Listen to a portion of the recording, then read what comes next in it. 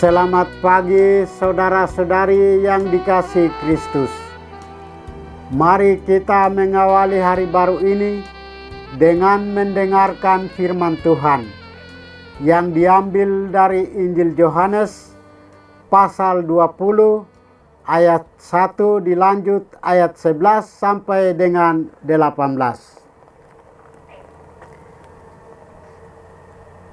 Tuhan bersamamu.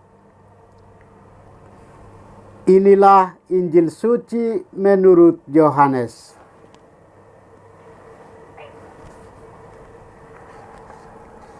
Pada hari Minggu Paskah, pagi-pagi benar, ketika hari masih gelap, pergilah Maria Magdalena ke kubur Yesus, dan ia melihat bahwa batu penutupnya telah diambil dari kubur. Maria berdiri di luar kubur itu dan menangis. Sambil menangis, ia menjenguk ke dalam kubur itu. Dan tampaklah olehnya dua orang malaikat berpakaian putih. Yang satu duduk di sebelah kepala dan yang lain di sebelah kaki di tempat jenazah Yesus terbaring sebelumnya. Kata malaikat-malaikat itu kepadanya, "Ibu, mengapa engkau menangis?" Jawab Maria kepada mereka, "Tuhanku telah diambil orang, dan aku tidak tahu di mana ia diletakkan." Sesudah berkata demikian, ia menoleh ke belakang dan melihat Yesus berdiri di situ. Tetapi ia tidak tahu bahwa itu adalah Yesus. Kata Yesus kepadanya, "Ibu, mengapa engkau menangis? Siapa yang engkau cari?"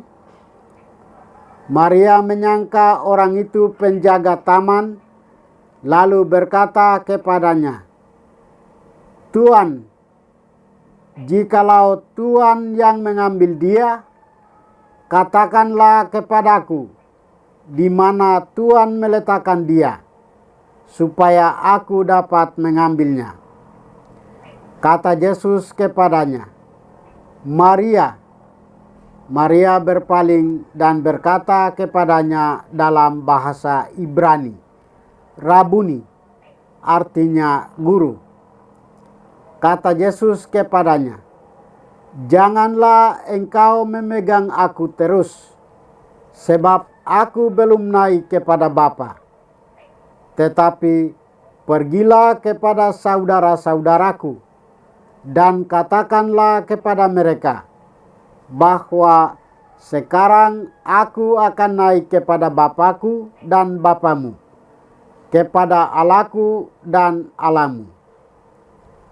Maria Magdalena pergi dan berkata kepada murid-murid, "Aku telah melihat Tuhan," dan juga bahwa Dia yang mengatakan hal-hal itu kepadanya. Demikianlah sabda Tuhan. Saudara-saudari yang dikasihi Kristus, tema renungan kita hari ini adalah cinta dan kesetiaan membawa perjumpaan. Saudara-saudari, hari ini gereja merayakan pesta Santa Maria Magdalena. Maria Magdalena sangat mencintai Yesus. Ia telah mengalami kebersamaan dan diselamatkan oleh Yesus. Ada relasi yang dekat di antara mereka. Maka ketika ia harus menyaksikan Yesus wafat di kayu salib, Maria Magdalena sangat sedih. Ia tidak siap ditinggalkan oleh sang guru. Bukti kasihnya begitu besar kepada Yesus yang ditunjukkannya dengan mengunjungi makamnya. Menyaksikan sang guru tidak ada di kubur membuat Maria berambah sedih. Namun ketika malaikat dan Yesus menyapa, "Ibu, mengapa engkau menangis?" Tangisan kesedihan Maria sontak berubah menjadi tangisan kegembiraan. Ia menyadari kehadiran sang guru yang bangkit. Dengan segera ia mengenali sang guru ketika menyebut namanya. Maria Magdalena menunjukkan diri sebagai domba yang baik yang mengenal gembalanya. Cinta Maria Magdalena kepada Yesus tidak pernah hilang. Yesus membalas cinta dan kesetiaan Maria dengan penampakannya. Ia mengubah air mata kesedihan menjadi air mata sukacita. Maria adalah gambaran murid sejati yang dibebaskan Yesus dari setan lalu mengikuti Yesus sehingga di kaki salib dan dikubur. Kepercayaan, cinta dan kesetiaannya pada Yesus tetap menyala meskipun para rasul pelan-pelan melupakan Yesus karena kecewa dan takut. Cinta dan kesetiaan itulah yang memungkinkan Maria berjumpa dengan Yesus dan diutus untuk menjadi saksi pertama kebangkitan. Lewat pembaptisan, kita dibebaskan dari dosa, dari belenggu setan dan kejahatan.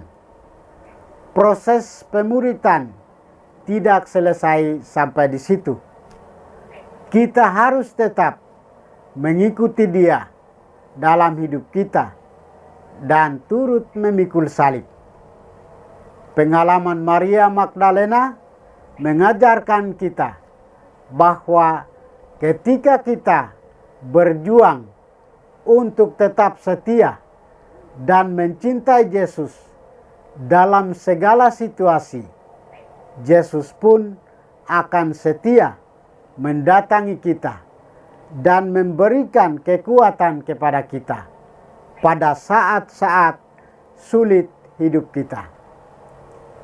Saudara-saudari, pengalaman Maria Magdalena adalah pengalaman orang yang menjerit mencari pertolongan dari dalam kegelapan, yang kemudian mengalami kasih yang sempurna ketika Tuhan hadir dan membawa pembebasan.